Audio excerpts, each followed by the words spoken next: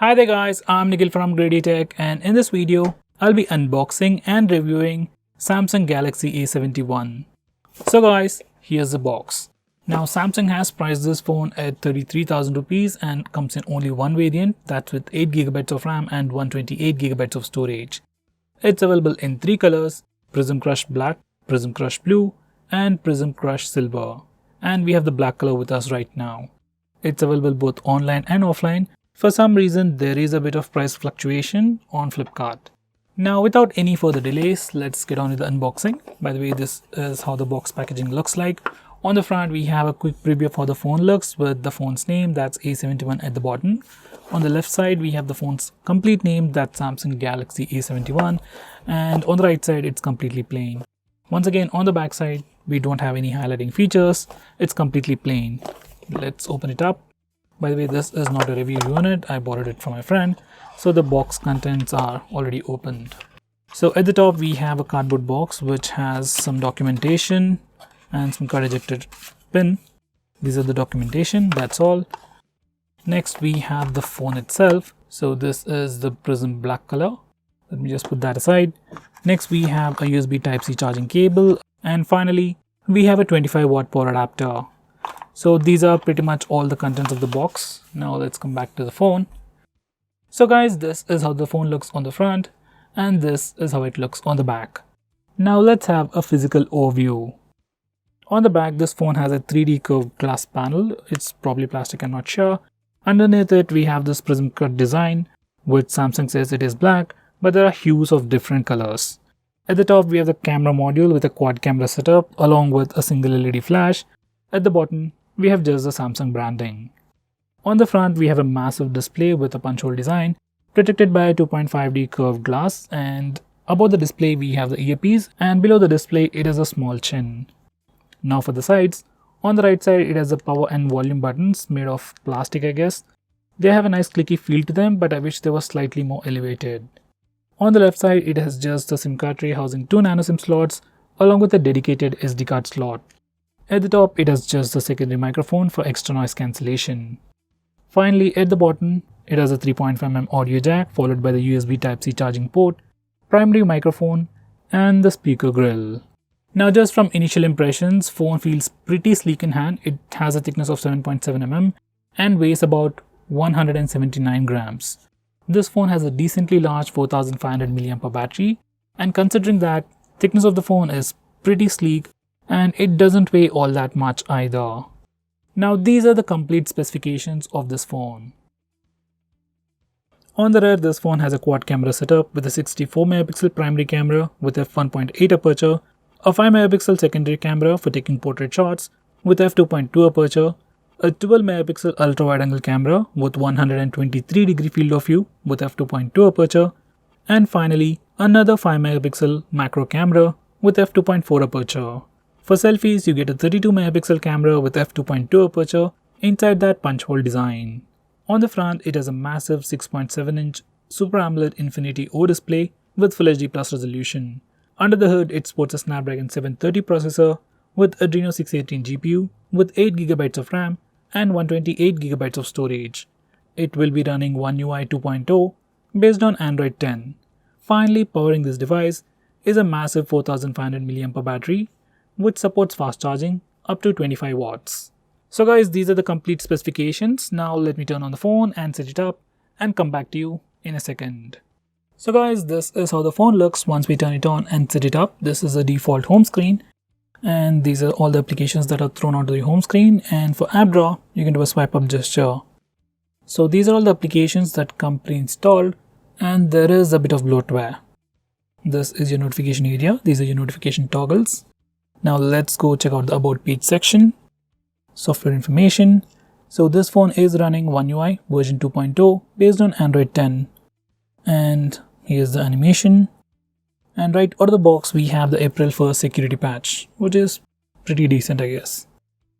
Now let's check the storage information. So out of that 128GB of storage, we get about 106GB of space for our user apps and user data. And out of that 8GB of RAM, we get about 3.9GB of RAM available right out of the box, which is Kind of bad if you consider that the phone is using 4 GB of RAM right out of the box. So that's the storage information. Now let's check out the camera interface. So this is the camera interface for the rear camera, and by default we are using the primary camera, and you can switch to the wide angle camera using this toggle over here.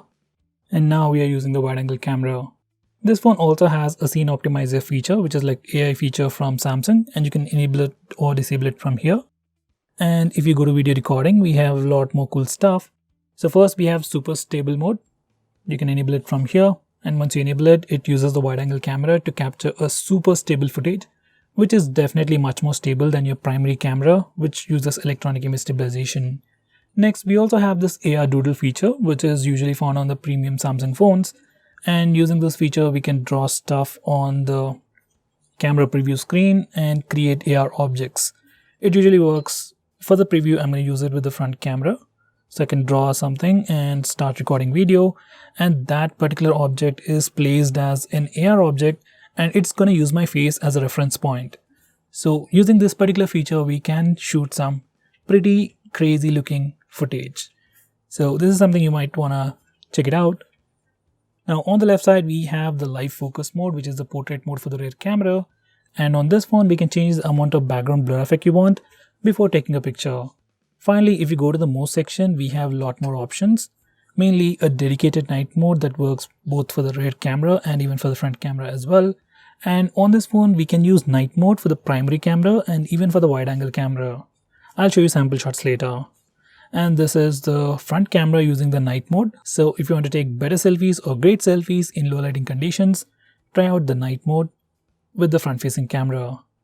Let's go back once again to the more section. Now we also have a dedicated macro mode, and once again it's hidden all the way in the more section. Let's see what else we have. So we have Pro mode, super slow motion, hyperlapse, and FUD. Besides that, we also have AR emoji, which allows us to add some cool looking stickers to your face and even create your own cartoon face. So here's AR emoji feature. So let me just try that again. I can take some funny looking pictures like these, and I can create my own avatar as well. So those are AR emojis. Now let's look the interface for the selfies or the front camera. Now every time you switch to the front facing camera, you can see a cool animation near this punch hole design, and it just comes and goes. Now just like other Samsung phones, by default the front camera sensor is cropped. If you want to use the complete sensor or get a wide angle selfie, you can use that toggle. On the left side, we have the regular live focus mode for the front camera. That's for portrait selfies. And once again, we can change the amount of background blur effect you want even before taking portrait selfie. Next, we have the regular video recording mode, and at max we can only record video at 1080p resolution. And we also have the AR doodle feature that I've shown you earlier. So these are all the camera features that are available on this phone. Now these are some sample shots.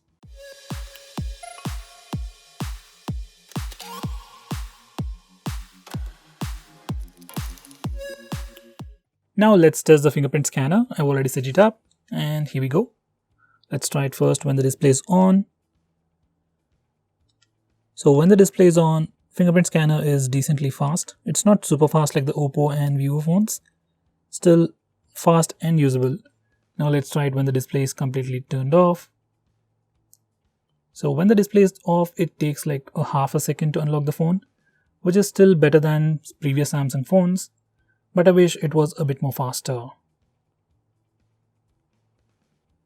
So that's the fingerprint scanner. Overall, it's definitely usable and pretty fast. Now let's test the face unlock feature.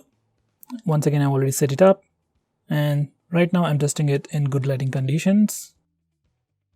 So in good lighting conditions, it is pretty fast. It still takes like half a second just to go from the lock screen to the home screen, but it's still pretty usable. Now let's test it in complete darkness. So even in complete darkness, it's working and it's relatively fast.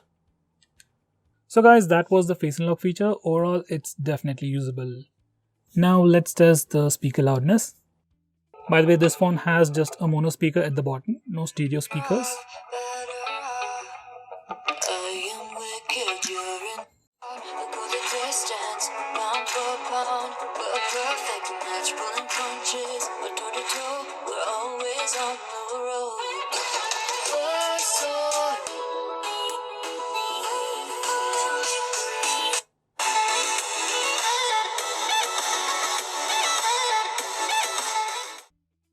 So guys, that was the speaker loudness. I'd say it's definitely sufficient. Now let me just show you some of the coolest features of this phone. First would be navigation gestures, and to enable them you need to go to settings, display settings, navigation bar, and enable full screen gestures. Now once you do that, navigation bar is completely replaced with this bar at the bottom. Now to go home, you can swipe from the bottom of the screen. For recent apps, swipe and hold. These are your recent applications. And to go back a step, you can swipe from the left side or right side. Just do that and go back a step. And for Google Assistant, you can swipe from the bottom left or bottom right corner in this way. And it triggers Google Assistant.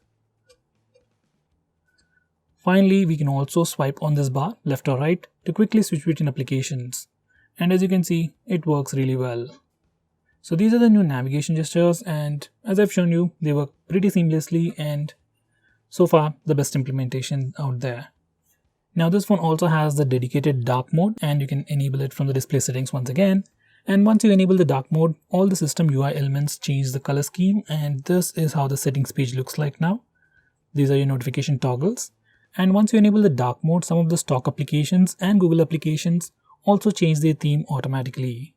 So here's the phone dialer and messaging application. Stock Google applications like the Google Play Store. Let's check YouTube as well. So this is the dark mode for YouTube. So this dark mode is pretty cool and works really well. Next, with this phone you also get the edge panel feature, and you can see a bar over here. Once you slide it over, you get different edge panels. Now these are the default panels, and you can just swipe them to access more, and you can go to edit to add or remove applications or completely change the edge panel itself. So to change the edge panel or rearrange them, you can click settings, and from here you can enable or disable different panels. Now the first one is for applications, and using this particular edge panel we can open applications in split screen mode or pop-up view depending upon the circumstance. Let's try it again. So now Google Chrome has been opened in a pop-up window. By the way, when you're using the gestures, if you want to open any application in a split screen mode, this is what you need to do. Go to settings, click on the app icon, then select open in split screen view. Once you do that, that application will open up in a split screen view, and you can select the secondary application from your recent apps, or you can go to the home screen and then select the secondary application from the list below. So this is the split screen mode, and you can also open applications in pop-up view directly from the recent apps page. Once again, go to the recent apps page, click the icon, select open in pop-up view. Now we are able to open application in a pop-up window. So this is a pretty unique feature that's available only on the Samsung phones. This phone also supports Samsung Pay, but for some reason that's not pre-installed. Maybe you have to download it directly from the Samsung store, and then it might work. Now before I conclude, these are the benchmark scores. So guys, this is the new Samsung Galaxy A71. Well, considering the previous Samsung phones and the pricing, I would probably say it's pretty decent, but this phone is seriously missing out on one of the coolest features out there in 2020. That would be the fluid display or a high refresh rate display. As of now, this phone only has a regular 60Hz refresh rate display. Even though it's an AMOLED display, it looks pretty cool with that punch hole design. I still wish it had a 120Hz refresh rate or a 90Hz refresh rate, like some of the mid-range phones that are being sold under 20,000 rupees. So except for that little con, rest of the things are pretty decent, I would say, on this phone. And as of now, in this particular price segment, there really isn't much competition going on. So guys, if you're looking to buy a phone around 30,000 rupees, which is non-Chinese, or you just like the Samsung phone, then you can definitely consider this phone. Now, if it was me, I was looking to buy a phone around 30,000 rupees, maybe I'll directly go with the Samsung Galaxy A51 instead. Honestly, there isn't any huge difference between this phone and the A51, except for slight variation with the charging speeds, overall performance and camera performance, but the difference really isn't huge, and for a normal user, Samsung A51 might be a much better choice than the A71 considering the difference in price. So guys, what do you think about this phone? Do let me know by commenting below this video, and if you're planning to buy this phone, use the link in the description. It always helps the channel. If you want us to make any specific video, tweet out to us with the hashtag AskGreedyTech on Twitter and we will try to make it as soon as possible. I'm Nikhil from GreedyTech signing off. Have a nice day.